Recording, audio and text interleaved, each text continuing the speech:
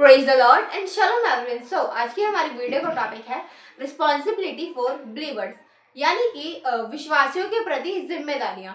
अब विश्वासियों के प्रति क्या क्या जिम्मेदारियां हो सकती है और चर्च में किस तरीके की जिम्मेदारियां होती हैं और विश्वासियों के लिए कैसी जिम्मेदारियां हैं जो विश्वासी भाई बहन या फिर हर एक विश्वासी फेस करता है। और क्या जिम्मेदारी सिर्फ विश्वासियों के लिए ही है, ये चर्च में आ रहे उस हर एक मेंबर के लिए। अगर हम जिम्मेदारी की बात करते हैं तो जिम्मेदारी मीन्स रिस्पॉन्सिबिलिटी। अब जब हम रिस्पॉन्सिबिलिटी की बात करते हैं तो रिस्पॉन्सिबिलिटी थोड़ी बड़ी चीज में आ जाती है। मतलब जिसे कहते हैं ना कि हमारे पास गोल्ड का सामान है और हमने किसी जिम्मेदार व्यक्ति को दिया है। अब हमने जब किसी जिम्मेदार व्यक्ति को दिया है तो उसका मतलब ये है कि हमें उसके ऊपर भरोसा है कि हाँ, उससे हमारा सामान जो है गायब नहीं होगा या फिर वो कहीं इधर उधर नहीं रखेगा। मतलब हमें उसके ऊपर भरोसा भी है और हमें ये भी पता है कि ये अपनी जिम्मेदारी को अच्छी तरीके से निभाएगा।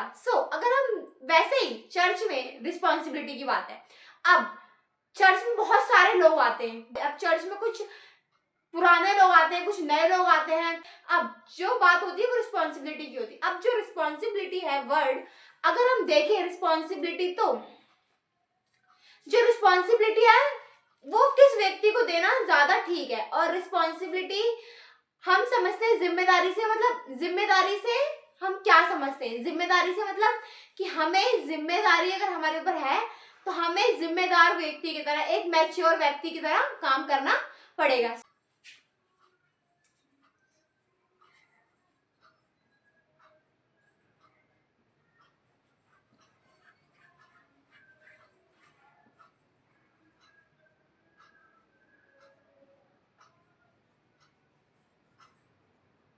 Responsibility for believers. अब बिलीवर्स के लिए के लाइफ में, मतलब अब बिलीवर्स की लाइफ में क्या क्या रिस्पॉन्सिबिलिटी होती है।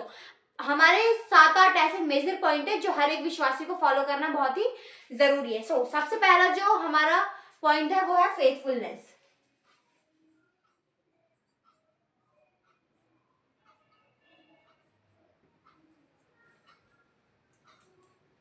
अगर हम देखें फेथफुलनेस, अब हम चाहे विश्वासी नए हैं या फिर विश्वासी पुराने, विश्वास योग्यता।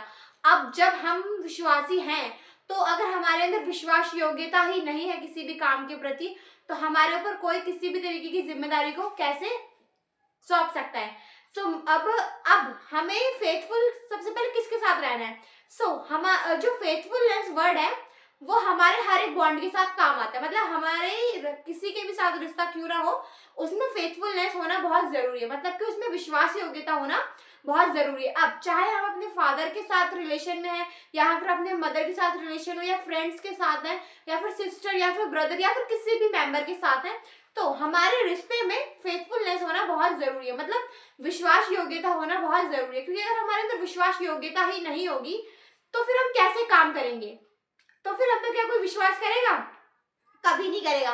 तो हमारे अंदर विश्वास योग्यता होना बहुत ही ज्यादा जरूरी है। अब विश्वास योग्यता हमारे अंदर जो परमेश्वर कभी किसी की परिपूर्णता को नहीं देखता, वो कभी भी किसी की परफेक्टनेस को नहीं देखता। वो देखता है तो सिर्फ विश्वास योग्यता को देखता है। अब हमें परमेश्वर ने चुना है, क्या हमें इसलिए चुना है कि हम बहुत अच्छे हैं या हमारे अंदर सारे गुण हैं? नहीं, परमेश्वर ने हमारे अंदर क्या देखा कि क्या ये बंदा विश्वास योग्य है या फिर नहीं है। अगर हम विश्वास योग्य हैं तो ही परमेश्वर हमसे अपना काम लेगा, वरना अगर हमें परमेश्वर ने ऐसे ही बिना किसी चीज के देखे ऐसे ही ले लिया तो पता है परमेश्वर काम करेंगे पर अपने स्वार्थ के लिए करेंगे। तो अगर परमेश्वर का हम काम कर रहे हैं तो परमेश्वर ने हमारे अंदर एक ही चीज देखी है जो कि है विश्वास योग्यता। अब कोई भी व्यक्ति चर्च में आ रहा है तो वो एकदम से नहीं बढ़ जाता, क्योंकि बढ़ने के भी लेवल्स होते हैं। अब जब कोई व्यक्ति चर्च में आ रहा है तो वो बढ़ा पता है किस वजह से? क्योंकि वो व्यक्ति हर एक चीज में ट्रस्टवर्दी है, ईमानदार है और उसके अंदर सबसे जो पहला गुण है वो फेथफुलनेस है, मतलब वो विश्वास योग्यता है। अब भाई विश्वास योग्यता, तो जो सबसे पहले जो तुम्हारी विश्वास योग्यता होनी चाहिए वो तुम्हारी खुदा के साथ होनी चाहिए। जो विश्वास योग्यता है वो आपकी लॉर्ड के साथ होनी चाहिए। सेकंड, कि आपके पास्टर के थ्रू आप विश्वास योग्य होने चाहिए। अगर आप अपने पास्टर के थ्रू या फिर आप अपने प्रॉफिट के थ्रू या फिर आप अपने अपोस्टल के थ्रू या फिर आप अपने टीचर मेंटर किसी के भी साथ अगर आप विश्वास योग्य नहीं है तो उसका जो जीवन का जो प्रकाश है ना वो आपके जीवन में कभी भी नहीं वर्क करेगा। मतलब कि आपके पास्टर की जो कॉलिंग है या फिर आपके पास्टर की जो रेवलेशन है या फिर आपके जो पास्टर के अंदर जितनी भी खूबियां हैं वो आपकी लाइफ में कभी वर्क नहीं करेंगी, क्योंकि आप अपने पास्टर के साथ फेथफुल नहीं है। अब हमारा अगर हम अपने पास्टर के साथ फेथफुल नहीं है या फिर हम अपने खुदा के साथ फेथफुल नहीं है तो फिर हमारे ऊपर कोई किसी भी जिम्मेदारी को कैसे सौंपेगा? कभी नहीं देगा वो हमारे ऊपर किसी भी जिम्मेदारी को। तो हमें जब हम फेथफुलनेस से सीखते हैं तो हमारे अंदर जब जिम्मेदारियां हम उठाना चाहते हैं तो हमारे अंदर सबसे जो पहली चीज है वो फेथफुलनेस होनी चाहिए। हम हर एक चीज में हर एक क्षेत्र में विश्वास योग्य होने चाहिए। अगर हम विश्वास योग्य नहीं है तो हमारे ऊपर कोई भी कभी विश्वास नहीं करेगा। अब जो फेथ है वो आपकी लाइफ में होना चाहिए, क्योंकि जो फेथ है वो आपकी लाइफ में ट्रस्ट को, भरोसे को बिल्ड करता है। अगर हमारे अंदर विश्वास ही नहीं है और हम चाह रहे हैं कि हम इस काम को करें, पास्टर हमें बोले कि हम इस काम को करें या हमारे टीचर बोले कि आप इस काम को करो, उसके लिए आपको मैच्योर बनना पड़ेगा, उसके लिए आपको जिम्मेदारी को सही से समझने वाला बनना पड़ेगा, एक फेथफुल व्यक्ति बनना पड़ेगा। अगर आप किसी भी जिम्मेदारी को उठाना चाहते हैं या फिर किसी भी जिम्मेदारी के नीचे आना चाहते हैं तो आपको सबसे पहले ट्रस्टवर्दी बनना पड़ेगा, सबसे पहले आपको फेथफुल बनना पड़ेगा, तभी आपके ऊपर कोई भी किसी भी जिम्मेदारी को सौंपेगा। अगर आप किसी भी जिम्मेदारी को उठाने के योग्य नहीं है तो आपको फिर कोई जिम्मेदारी कैसे देगा? परमेश्वर भी उसी से काम लेता है जो काम कर सकता है। जो व्यक्ति खरा है और जो व्यक्ति अच्छे से काम कर सकता है परमेश्वर भी उसी को काम के लिए चुनेगा। तो वैसे ही सबसे पहली चीज कि हमारे अंदर जो परमेश्वर हमें चुनता है तो वो हमें परफेक्टनेस के हिसाब से नहीं चुनता, वो हमारी विश्वास योग्यता के हिसाब से चुनता है। तो हमारे अंदर विश्वास योग्यता होना बहुत जरूरी है। ये जो सेकंड चीज है वो है हमारी गुड कैरेक्टर।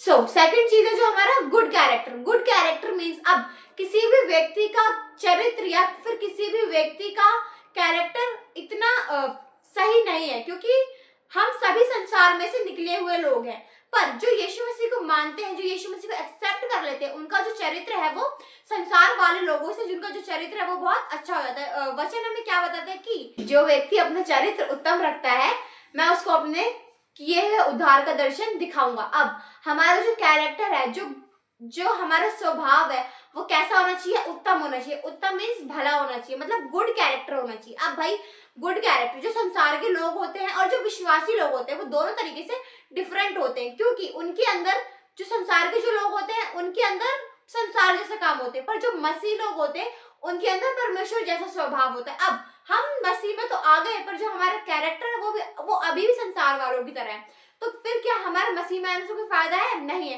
क्योंकि जब तक हमारा स्वभाव, जब तक हमारा चरित्र यीशु मसीह में आने के बाद सही नहीं हो रहा है तो फिर हम अपने आप को कैसे ही एक अच्छा मसीह बोल सकते हैं। जब हम यीशु मसीह में आ रहे हैं तो जो हमारा कैरेक्टर है वो कैरेक्टर हमारा यीशु मसीह की तरह होना चाहिए, हमारा जो स्वभाव है वो यीशु मसीह की तरह होना चाहिए। अब अगर हम किसी भी रिस्पॉन्सिबिलिटी को लेना चाहते हैं, हम किसी भी जिम्मेदारी को लेना चाहते हैं तो हमारा जो कैरेक्टर है वो अच्छा होना चाहिए। अब जैसे कि मान के चलो फॉर एग्जाम्पल कि कोई एक व्यक्ति है और वो चोर है, तो अब कोई दूसरा व्यक्ति है तो उसके जो दूसरा व्यक्ति है मान के चलो उसे अपनी स्कॉर्पियो की गाड़ी उसे कहीं जाना है और उसे अपनी स्कॉर्पियो की गाड़ी कहीं रखवानी है, तो जो व्यक्ति जो चोर है तो क्या वो उसे देकर जाएगा? कभी नहीं देकर जाएगा, क्योंकि उसे पता है कि जो उसका कैरेक्टर है वो कैसा कैरेक्टर है, उसे पता है कि इसका जो कैरेक्टर है वो सही नहीं है। अब वहीं पर कोई एक अच्छे कैरेक्टर का व्यक्ति खड़ा है तो वो उसको अपनी चाबी देकर जाएगा जिसका कैरेक्टर गुड होगा। तो वैसे ही जब हम यीशु मसीह में आ गए हैं तो जो हमारा कैरेक्टर है, हमारा जो चरित्र है वो उत्तम होना चाहिए, मीन्स भला होना चाहिए, दूसरों के प्रति दयालु होना चाहिए और हर किसी की परेशानी को समझने वाला होना चाहिए। और हमारा जो कैरेक्टर है वो यीशु मसीह में आने के बाद यीशु मसीह की तरह ही होना चाहिए। तो हमें किसी भी जिम्मेदारी को लेना है तो पहले हमें अपने कैरेक्टर को भी सही करना पड़ेगा, क्योंकि भाई सबसे पहली बात कि हमारे अंदर अगर विश्वास योग्यता है, सेकंड चीज अगर हमारा जो कैरेक्टर है वो गुड है तो कोई भी व्यक्ति हमें किसी भी जिम्मेदारी को आराम से दे देगा कि हाँ उसे पता है कि ये व्यक्ति ऐसा नहीं है, ऐसा है, मतलब ठीक है व्यक्ति, तो वो अपनी किसी भी कितनी भी बड़ी रिस्पॉन्सिबिलिटी, कितनी भी बड़ी जिम्मेदारी को आपको सौंप देगा, क्योंकि उसे पता है कि आपका कैरेक्टर कैसा है और आप फेथफुल है उसके प्रति। सो अब जो हमारी थर्ड चीज आती है वो आती है हेल्प टू अदर्स।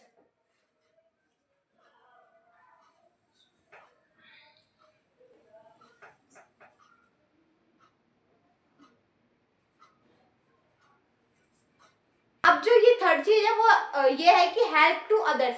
अब कोई भी व्यक्ति चर्च में आ रहा है, विश्वासियों के प्रति ये जिम्मेदारी होनी चाहिए कि जो भी व्यक्ति चर्च में आ रहे हैं, अगर बाई चांस कोई नया व्यक्ति आ रहा है तो उसे अच्छे से ग्रीटिंग्स करें, मतलब उसे मिले, चर्च खत्म होने के बाद उस व्यक्ति से मिले, उसके बारे में जाने और जाने कि वो कैसे कैसे फेस करके कैसे कैसे सिचुएशन से निकल कर आए हैं और उन्हें अच्छे से मिले। अब भाई देखो, जो संसार वाले जो लोग हैं, जैसे वो अपने किसी भी रिलीजियस प्लेस पे जाते हैं तो वहां पर क्या होता है कि वो किसी को किसी से कोई मतलब नहीं होता। अब अगर हम चर्च को भी वैसा ही बना देंगे तो फिर कोई कैसे आएगा यीशु मसीह को, तो फिर कोई कैसे एक्सेप्ट करेगा यीशु मसीह को। अगर कोई भी नया व्यक्ति चर्च में आ रहा है तो विश्वासियों की ये जिम्मेदारी बनती है कि उस व्यक्ति से बिना किसी स्वार्थ के या फिर बिना किसी भी बात के जाकर उससे बात करें, उससे मिले, उससे पूछे कि कैसे आप कैसे आए, और उसे बताएं यीशु मसीह के बारे में, और उसके अगर उसे कोई प्रॉब्लम है तो उसके बारे में पूछे, उसकी हेल्प करें। तो ये विश्वासियों की जिम्मेदारी बनती है कि वो दूसरों की हेल्प करे। अब जब हम कहते हैं कि विश्वासियों के प्रति जिम्मेदारी, अब विश्वासी लोग चर्च में मतलब चीज अपने स्थान को, मतलब जो उनकी जगह है वो उसे तो बरकरार रखना चाहते हैं, पर जो लोग नए आते हैं या फिर जो लोग आ रहे हैं चर्च में उनसे वो बात ही नहीं करते। मतलब जो विश्वासियों की जो जिम्मेदारी है वो ये है कि अगर चर्च में कोई भी न्यू व्यक्ति आ रहा है तो वो उससे मिले, दूसरों की हेल्प करे। अब हमें यीशु मसीह में चलते चलते बहुत दिन हो गए और हमने आज तक किसी की हेल्प नहीं करी, या फिर हम आज तक किसी दूसरे विश्वासी के घर नहीं गए, तो ये क्या हो रहा है, ये हमारा प्राउड, ये हमारा घमंड उसके प्रति दिखाई दे रहा है कि मतलब हाँ हम ठीक है और हमें किसी से कोई लेना देना नहीं है। तो ऐसा नहीं करना है। जो विश्वासी लोग हैं उन्हें अपनी जिम्मेदारी को समझना है, उन्हें समझना है कि हाँ अगर हम यीशु मसीह को मानते हैं तो हमारी जिम्मेदारी भी है कि हम दूसरों को सुसमाचार दें, दूसरों लोगों को बताएं, और जो चर्च में न्यू मेंबर्स आ रहे हैं उनके साथ अच्छे से बातचीत करें, उन्हें बताएं कि ऐसे उन्हें बताएं। तो जो विश्वासी लोग हैं उन्हें दूसरों की हेल्प भी करनी चाहिए। अब जो फोर्थ चीज है वो ये है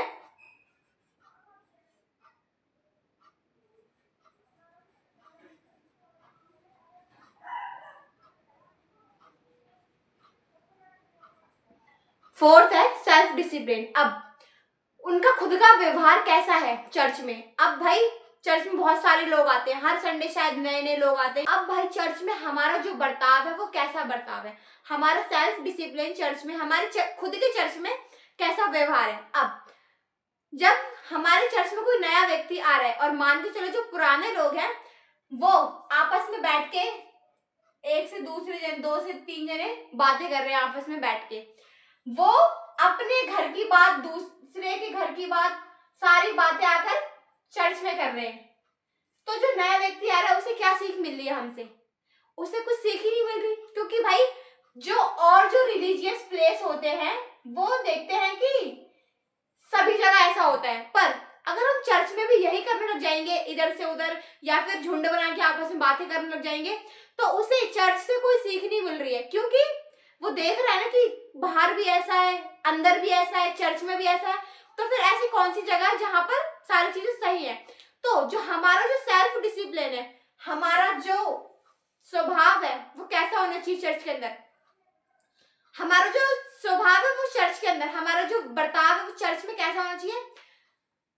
चर्च में क्या, हमारा अपने घर में ही हमारा जो स्वभाव है वो एक जैसा होना चाहिए। अब भाई हमें अपने फेस पर 3-3 4-4 नकाब ओढ़ के नहीं चलना है, मतलब कि हम घर में कुछ है, बाहर कुछ है, फ्रेंड्स में कुछ है, फैमिली में कुछ है, रिलेटिव्स में कुछ है और चर्च में कुछ और है। तो भाई हमें ऐसा स्वभाव लेके या फिर ऐसा चरित्र लेकर नहीं चलना है। हमारा जो सेल्फ डिसिप्लिन है अगर हमारे चर्च में सही है तो हमारे घर में भी वैसे होना चाहिए, हमारे चर्च में भी वैसा होना चाहिए, हमारे फ्रेंड्स सर्कल में भी वैसा होना चाहिए। हर एक जगह, जितने भी जगह से हम अटैच्ड है, सारी जगह पर हमारा जो सेल्फ डिसिप्लिन है वो एक जैसा होना चाहिए। अब भाई जब चर्च में कोई नया व्यक्ति आता है तो वो क्या देखता है कि चर्च का माहौल कैसा है, चर्च के अंदर के लोग कैसे हैं और किस तरीके की ये जिम्मेदारियों को उठाते हैं। अब भाई मान के चलो हमारा जो बर्ताव है वो घर में अच्छा है पर चर्च में अच्छा नहीं है, तो उससे जो नया व्यक्ति चर्च में आ रहा है उसे यही सीख मिलेगी कि इनके चर्च का स्वभाव बिल्कुल भी अच्छा नहीं है, ऐसे ही इनके यहाँ शोर शराबा होता रहता है, ऐसे ही एक दूसरे आपस में हंसते रहते हैं। तो अब दूसरी बात कि हमारा जो स्वभाव है वो घर में बुरा है और चर्च में अच्छा है, तो उससे पता है क्या सीख मिलेगी, चर्च में जाकर तो ये बड़े सीधे बनते हैं, घर में आने के बाद फिर से वही हो जाता है। तो जो हमारा सेल्फ डिसिप्लिन है, हमारा जो स्वभाव है, हमारा जो बर्ताव है वो हर जगह एक जैसा ही होना चाहिए। अगर हम विश्वासी हैं तो हमारे घर में भी सेम बर्ताव होना चाहिए, बाहर भी और चर्च में भी। हमें अपने फेस के ऊपर दो दो तीन तीन नकाब पहनने की जरूरत नहीं है, मतलब हम जैसे हैं एक्चुअल में वैसे ही हमें दिखाना है। अगर हम चर्च में हैं तो भी वैसे दिखाना है, बाहर है तो भी वैसे दिखाना है, अगर हम घर में हैं तो भी वैसे ही दिखाना है। अब सारी चीजें, अगर हम एक विश्वासी हैं तो विश्वासियों के प्रति जिम्मेदारी ये बनती है कि अगर चर्च में कोई भी व्यक्ति आ रहा है तो वो उसे अच्छी तरीके से ट्रीट करें। सेकंड चीज, अब बहुत सारे विश्वासी कहते हैं कि हम फिफ्थ जो चीज आती है वो आती है हमारी सीड या टाइट। अब बहुत सारे विश्वासी ये समझते हैं कि हमने सीड दे दी, हमने दशवांश दे दिया या फिर हमने भेंट दे दी और यही हमारी जिम्मेदारी है और इसके अलावा हमारी कुछ जिम्मेदारी नहीं है। तो भाई इस चीज अगर तुम ऐसा सोच रहे हो तो ऐसा सोचना बिल्कुल बंद कर दो, क्योंकि वचन में लिखा है कि जो बोएगा वो ही काटेगा, अन्यथा अब अगर हम बो ही नहीं रहे और काटने की उम्मीद रख रहे हैं तो ये गलत चीज है।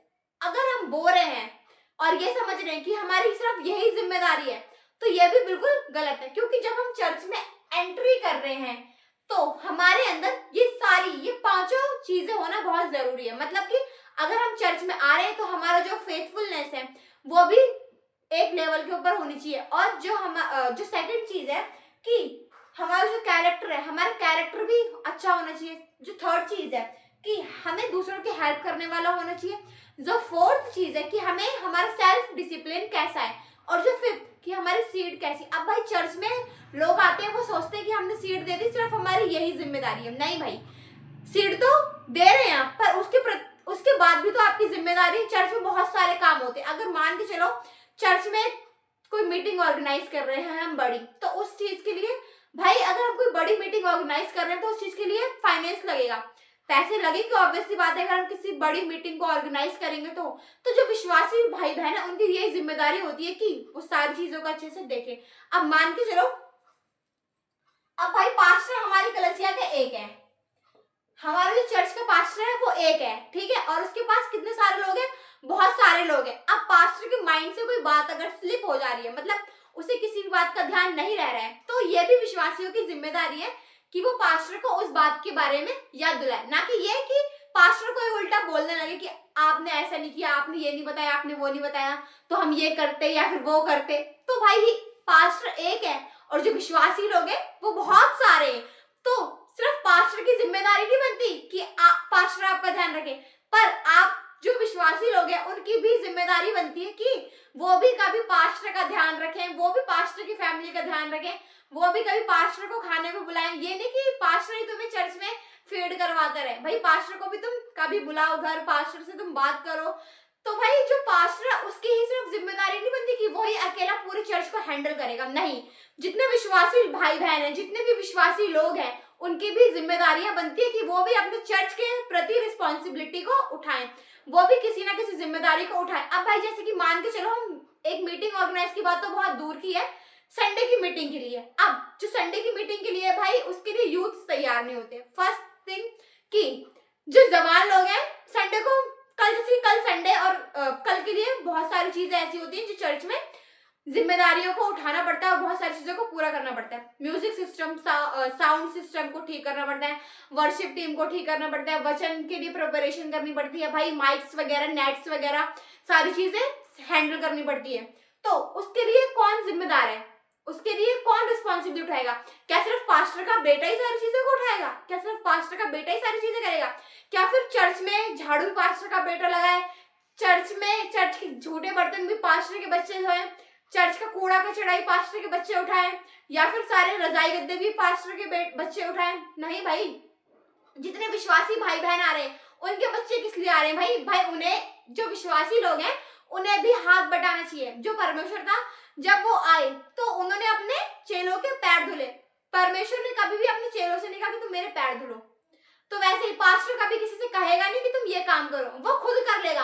पर जो विश्वासी लोग हैं उन्हें समझना है कि भाई अगर हम आ रहे हैं तो हमारी भी कुछ जिम्मेदारी है, हम भी किसी ना किसी जिम्मेदारी को लें अपने ऊपर, हम भी किसी ना किसी चीज को करें। तो पास्टर अगर आपसे नहीं बोल रहा है इसका मतलब ये नहीं है कि सारी चीजें अच्छे से चल रही हैं।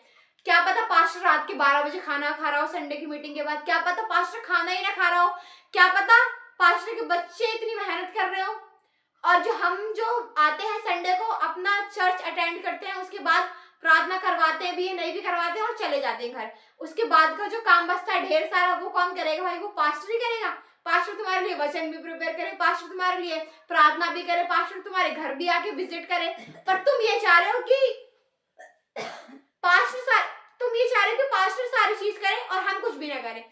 तो भाई ऐसा नहीं चलेगा, क्योंकि अगर हमें अपने लेवल को बढ़ाना है, इंक्रीज करना है, तो सबसे पहली चीज है कि हमें सहने वाला बनना है। मतलब हर चीज में सहने वाला तो नहीं, पर हाँ कि हमें दूसरों के प्रति कुछ गलत नहीं बोलना। अगर कोई हमसे कुछ कह रहा है तो हमें उस बात को सहन कर लेना। अगर मान के चलो पास्टर हमसे कुछ कह रहे हैं और हमने वो काम, अगर पास्टर हमसे किसी भी काम के लिए कह रहे हैं तो हमें भाई वो काम करना है, क्योंकि अगर हम वो काम नहीं करेंगे तो हम जिम्मेदारियों से मुकर रहे हैं। तो मतलब हम किसी भी जिम्मेदारी को ले नहीं रहे, मतलब हल्के में ले रहे सारी चीजों को। तो भाई विश्वासियों की जिम्मेदारी ये बनती है कि अगर हम चर्च में आ रहे हैं, अब भाई चर्च में आने वाले हर एक जन की जिम्मेदारी बनती है कि चर्च की जिम्मेदारियों में भी शामिल होना चाहिए। अगर हम चर्च की जिम्मेदारी में ही शामिल नहीं होंगे तो फिर हम कैसे आगे बढ़ पाएंगे? अब भाई पास्टर ने बहुत, मतलब संडे की मीटिंग के बाद बहुत सारे काम होते हैं और हम सब अपने घर चले जाते हैं, तो कौन बचता? पास्टर की फैमिली सारा काम तो करेगी नहीं। भाई हमें ये जिम्मेदारी समझनी है कि हमें भी चर्च में कामों में जाकर हाथ बंटवाना है। भाई पास्टर के बच्चे ही सारा काम क्यों करें? जो विश्वासी लोग हैं उन्हें भी हाथ बंटवाना चाहिए, उन्हें भी अपने चर्च की जिम्मेदारी समझनी चाहिए। अब भाई हम घर में तो सारा काम कर ले रहे हैं, पर जब चर्च में करने की बात आती है काम, तो कहते हैं हाँ नहीं हमारे बच्चे से ये काम करवा रहे हैं, हम ये कर रहे हैं, हमारे बच्चे ये कर रहे हैं, हमारे बच्चे वो कर रहे हैं। तो भाई ऐसा नहीं है। अगर हम उस जगह के ऊपर रह रहे हैं या फिर अगर हम उस जगह के ऊपर रुक रहे हैं, अगर हमें उस जगह से थोड़ा सा भी प्यार है तो हम उस काम को कर सकते हैं, और उस काम को करने के लिए कोई बुराई भी नहीं है। भाई हम अपने घर में भी तो रह रहे हैं, अपने घर में भी सारा काम कर रहे हैं, अपने घर का भी तो सामान इधर से उधर सेट कर रहे हैं, तो क्यों हम चर्च का नहीं कर सकते? तो हमें अपनी जिम्मेदारियों को समझना है। और जो विश्वासी भाई बहन है वो लोग, आज के जो विश्वासी है थोड़े ढीठ टाइप के हो गए, मतलब कि पास्टर कहे जा रहे पर विश्वासियों को फर्क नहीं पड़ रहा। अरे चलो छोड़ो, इनका तो काम है कहना, ऐसे ही कहते रहते हैं। भाई हम पास्टर को हल्के में ले रहे हैं। अगर हम पास्टर को हल्के में ले रहे हैं तो आपको पता है कि क्या हो रहा है? हम उसकी अनॉइंटिंग का क्या कर रहे हैं? मजाक बना रहे हैं। तो हमें अगर पास्टर किसी भी काम के लिए, किसी भी बात के लिए कह रहा है, तो हमें सीरियस होके उस काम के ऊपर एक्शन लेना चाहिए, हमें सीरियस होकर उस काम को करना चाहिए। हमें किसी भी बात का मजाक नहीं बनाना चाहिए और हमें किसी भी बात को मजाक में नहीं लेना चाहिए। अगर हम किसी भी बात को, पास्टर की किसी भी चीज को या फिर कोई सी भी चीज को अगर हम मजाक में लेंगे तो हमारे ऊपर जो अनॉइंटिंग आने वाली है या फिर हमारे ऊपर जो मसा आने वाला है वो कभी भी एक सही डायरेक्शन में काम नहीं करेगा, क्योंकि हमने क्या करा? सारी चीजों को हल्के में लिया। तो हमें जिम्मेदार व्यक्ति बनना है। अगर हम जिम्मेदार व्यक्ति नहीं बन सकते तो हमारे चर्च में आने से फिर कोई फायदा नहीं है। अब भाई बहुत सारे लोग कहते हैं हम तो सीट दे रहे, हम तो 10 दे रहे, हम क्यों करें काम, हम क्यों करें कुछ भी काम? तो भाई ये तो आपके लिए एक रूल है, अगर आप जितना दोगे आप उतना ही काटोगे। अगर आप ये सोच के दे रहे कि मैं तो दे रहा हूं, मैं कुछ काम नहीं करूंगा, तो ये आपकी सोच जो है वो गलत है, क्योंकि ये आपका देना एक अपनी जगह पर है और पर चर्च की जिम्मेदारी अपनी जगह पर है। अब भाई चर्च की जिम्मेदारी आपको ही समझनी पड़ेगी। पास्टर के पास और भी काम है। अगर पास्टर ही चर्च की जिम्मेदारी उठाएगा तो फिर वो प्रार्थना में अपना समय कब देगा? तो जितने भी भाई बहन विश्वासी हैं या जितने भी लोग चर्च में जाते हैं, उन्हें अपने पास्टर के ऊपर प्रेशर नहीं देना। इनफैक्ट उन्हें तो ये होना चाहिए कि हाँ हम खुद कर ले काम, कोई काम पास्टर के ऊपर ना आए, हम खुद ही ये सारी चीजों को सेटल कर दें। पास्टरों को कुछ करने की जरूरत ही ना पड़े, तो उसके लिए आप एक ब्लेस्ड व्यक्ति ठहरोगे, मतलब आप एक आशीषित व्यक्ति ठहरोगे। अगर आप सारी चीजों को कर सकते हैं बिना पास्टर की हेल्प के, तो परमेश्वर आपको क्या देख नहीं रहा? परमेश्वर आपको देख रहा है। अगर आप सेवा कर रहे हैं चर्च में तो भी परमेश्वर आपको देख रहा है, अगर आप सेवा नहीं कर रहे हैं तो भी परमेश्वर आपको देख रहा है। तो हमें सेवा, मतलब हमें सेवा में हाथ बटाने वाला होना चाहिए। अब जितने भी लोग चर्च में आते हैं सबके हाथ चर्च में इंपॉर्टेंस रखते हैं, मतलब महत्वपूर्ण है। हर एक व्यक्ति के, बर्तन धोने वाले के हाथ महत्वपूर्ण है, झाड़ू लगाने वाले के हाथ महत्वपूर्ण है, रजाई गद्दे उठाने वाले के हाथ महत्वपूर्ण है, दशवांश देने वालों के हाथ महत्वपूर्ण है, और जितने भी काम होते हैं सारे हाथ परमेश्वर के राज्य के लिए इंपॉर्टेंस रखते हैं। पर हम अगर उस चीज को बांटने लग जाए कि हम ऐसा कर रहे हैं, हमारा ये स्टैंडर्ड ये है, हमारा स्टैंडर्ड ये है, तो अगर हम ऐसा करके कुछ काम कर रहे हैं तो वो, पर बाइबल कहती है ना कि जो भी तुम काम करो वो तुम्हारा दूसरा हाथ ना जानने पाए। अगर तुम दशवांश दे रहे हो तो तुम्हारा दायां हाथ ना जानने पाए, अगर बाएं हाथ से दे रहे हो तो दाएं हाथ ना जानने पाए। तो हमें जो भी काम करना है ऐसे ढोल पीट के नहीं करना है, ऐसे तो संसार वाले करते हैं। तो हमें जो भी काम करना है एक बहुत ही राइट लेवल की अंडरस्टैंडिंग के साथ करना है। और भाई हमें ये ध्यान के साथ करना है कि हमें अपनी जिम्मेदारियों को, जो भी विश्वासी लोग हैं उन्हें अपनी जिम्मेदारियों को समझना है। अगर विश्वासी लोग अपनी जिम्मेदारी को नहीं समझेंगे या फिर वही विश्वासी लोग ही अपनी जिम्मेदारियों से मुकरेंगे तो फिर कैसे एक चर्च की जो ऑर्गेनाइजेशन है वो कैसे चलेगी। अब भाई जो जवान लोग हैं उन्हें भी टाइम टू टाइम अपने चर्च में रहना है, मतलब अगर वर्शिप के लिए कहे जा रहे हैं तो जवान लोगों को भाई आगे रहना है। अगर जवान लोग पीछे हैं तो क्या दिखा रहे हो आप कि हमें से हमें बुलाया नहीं। अब भाई बुलाएगा कौन? आपको 10 साल हो गई, आपको बुलाने के लिए हर बार थोड़ी ना, हर रोज कोई नए नए व्यक्ति आएगा। आप खुद अपनी जिम्मेदारी को समझना है। तो मैं आपसे यही कहना चाहूंगी कि अपनी जिम्मेदारियों को समझे और एक कामचोर व्यक्ति नहीं पर एक जिम्मेदार व्यक्ति बने। Amen. God bless you all. शलोम।